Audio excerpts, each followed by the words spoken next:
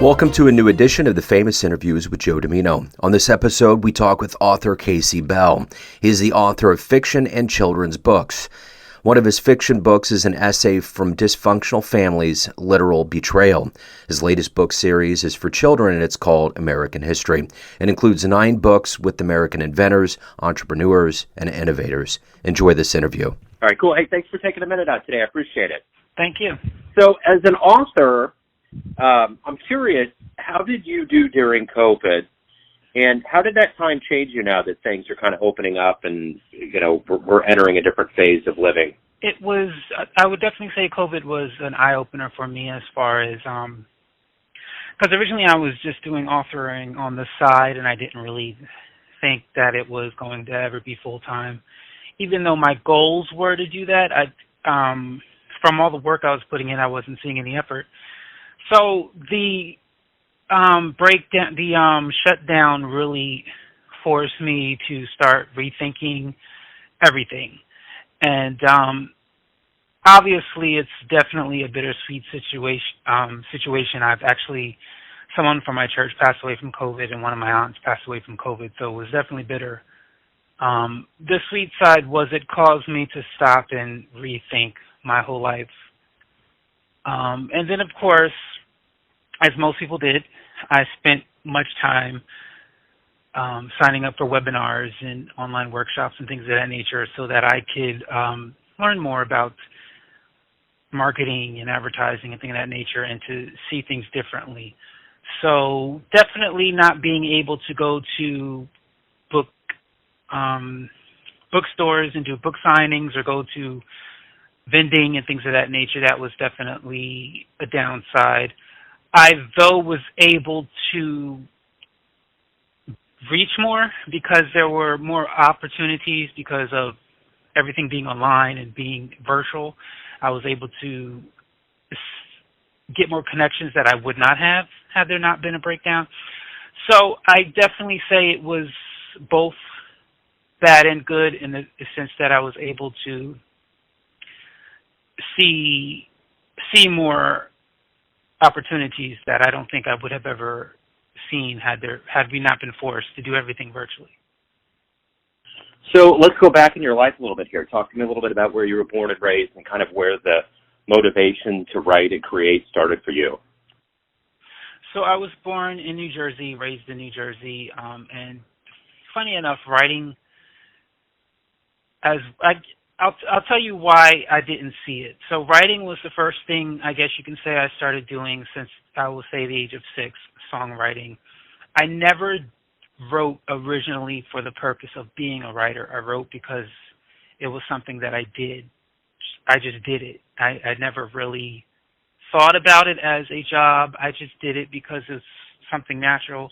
I guess you could say me writing was as natural as a cat meowing, you know? So the first thing I would do was write songs for the sake of writing songs. Never thought that I would be a songwriter or, you know, be a musician. Then I started writing plays, and then I started writing books and then films. And it was something I did because it was fun. It was definitely therapy. The reason why I never considered myself a writer is because when I was in school, I had trouble with English, grammar, content, context, understanding English as a whole. And it wasn't that I didn't attempt to learn. It seems I remember learning, in my opinion, which I could be 100% wrong, when I was like in 6th grade, I remember learning the proper way to write English, blah, blah, blah. And then it seems like to me when I got to 7th grade, the rules changed. And even when I was in college, it seemed like one professor would say, this is how you start an essay, and then I would start an essay that way, and another professor would say, this is wrong. So I felt like I could never get it right, because every time I felt like I was doing what I was taught to do, another teacher was telling me that's not right. So that's why in my head I could never be a writer, because it seemed like I could never get it correct the way it's supposed to be. When I thought I was getting A's on English tests, I ended up getting C's, sometimes D's. So even though I was always writing and I never stopped writing, I never thought I could be a writer, because all throughout school I could not seem to get writing the correct way of doing it. When I started publishing books, so the history of me writing books starts in 2003. I was watching a Lifetime film, and it was very intriguing, and I thought to myself, what would happen once the movie ended? I said, what would happen if it ended this way instead? And that thought, I said, well, maybe I should write a book and do that. And immediately I said, well, I can't because I'm not good enough. And I decided to start writing it anyway simply because I wanted to see it for myself. I wanted to see that the ending that I had in my mind. And that started in 2003. I still, in my mind, thought, well, I'll just write it for myself. It'll never be published because I'm not good enough. My writing is not good enough. So in 2007 is actually when publishing started. Someone from my church invited someone who had self-published and did a workshop on self-publishing, and that was my first introduction to self-publishing. And I ended up 2007, 2008 publishing my first book, which was not the first book I started writing. The first book I published is The Diary of Stephanie Dane, which is a 4-chapter book. It's a semi-non-fictional. It's fictional. It's based on my years in high school. And that was when I started, and I've just been writing and publishing since then. It's been a very long journey of mistakes, obviously, learning what doesn't work, specifically for me, learning what does work, learning the importance of getting an editor, learning the importance of having someone on the outside read your work before you publish it, things of that nature. So that's my upbringing in writing. Like I said, it's something I've done since 5, 6 years old. I just didn't realize that I was a writer because I didn't do it as a job. I did it because it was my fun. You know, girls play with dolls, boys play with dolls. My fun was sitting down and writing. That was my fun. So what was the book for you growing up that you read that really kind of, you know, part of the curtains made you really love writing and made you love the act of reading? I didn't actually have a love for reading until after I started publishing books. And I personally believe because the school system does not have a diverse books. And when I say diverse, I mean horror, romance, mystery. You know, there's no diversity in books. Furthermore, there's books written every year and every decade, and I didn't really get a chance to read books from the 70s and the 80s and the 90s.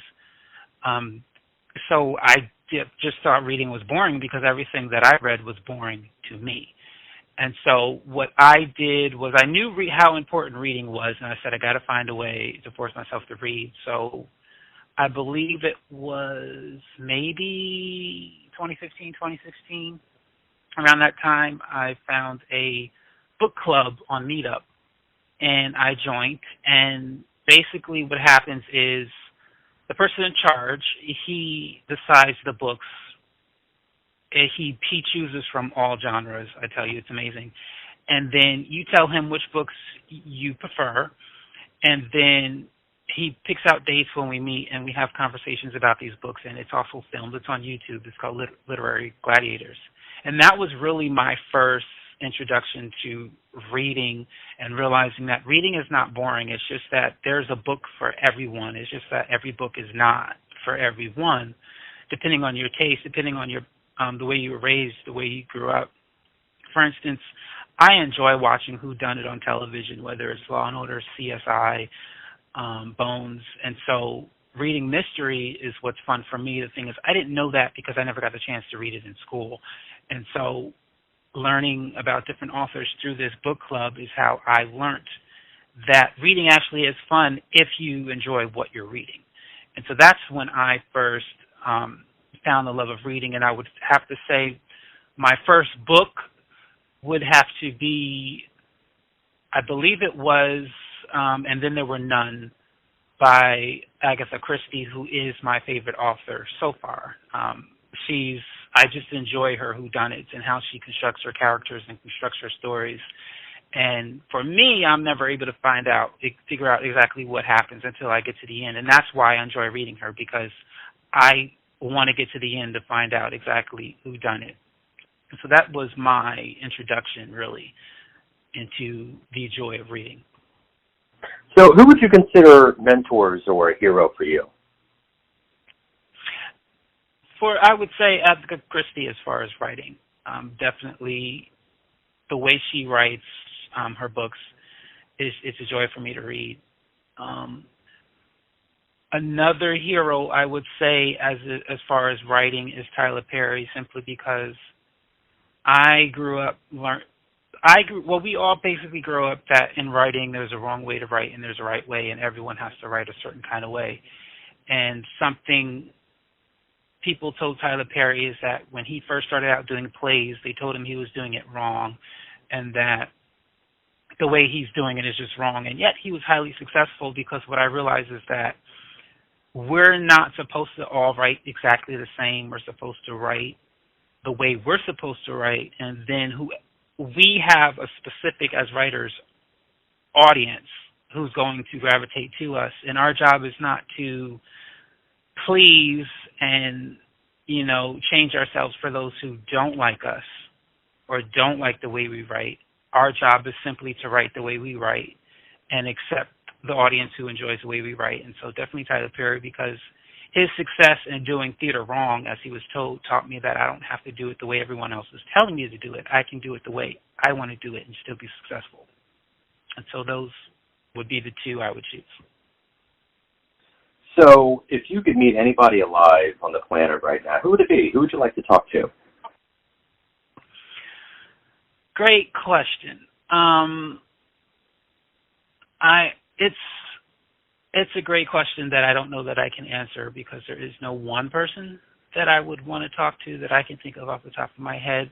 There have been a few that I've actually contacted myself and attempted to do interviews, and none of them panned, unfortunately.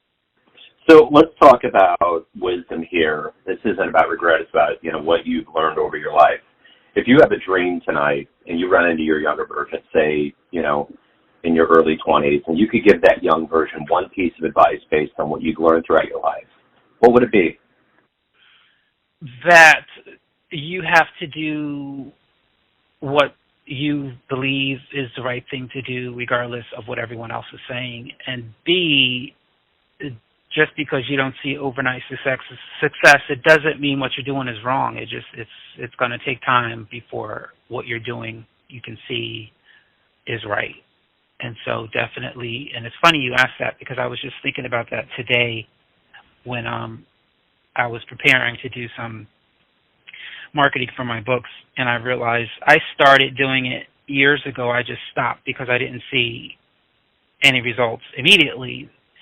And I realized had I continued doing it, I would have seen much better results now. So definitely do things the way you know is right, the way you feel it's right, even if it's completely different from everyone else, and know that there won't be any overnight results, that it's going to take time. So, now as the world has kind of opened up, COVID slowed down, let's say we talk in 5 years from now, what are you looking forward to see happen in your life? What do you want to accomplish? What are you hoping happens? 5 years from now, I am hoping that most of my books are on someone's best-selling list, and I am able to move forward into getting my plays and films produced. So everyone has a perception of you, your family, your friends, your readers, but ultimately you live your life. What's your perception of you? Who do you think you are?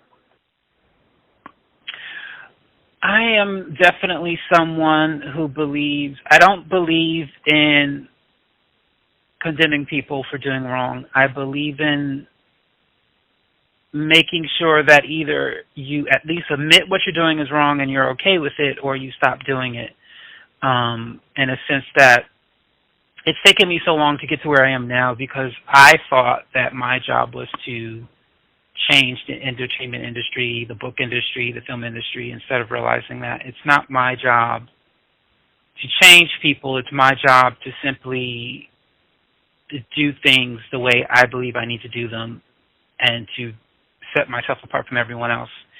and to understand that I'm not going to condemn you for doing wrong. I'm also not going to pretend I don't see it. I'm also not going to settle and negotiate and compromise myself because you're not ready to change.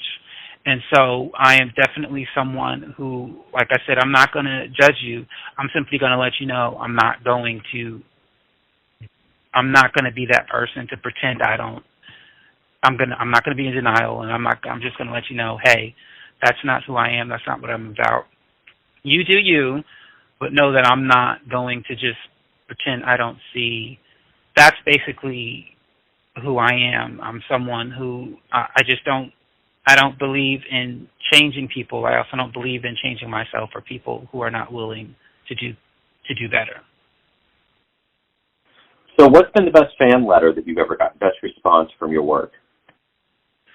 A fan letter. I don't remember it precisely, word for word. And it definitely wasn't you don't really expect responses. A memoir that I wrote about my section of my life. Someone read it and she responded. It was very eye-opening for her in that she had to stop and reflect on her own life after reading it.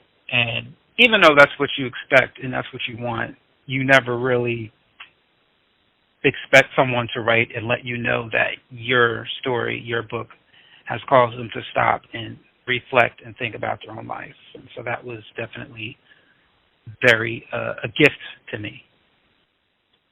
So, Casey, if anybody wants to get your books, learn more about you, anything going on with your world, where's the best place for them to go?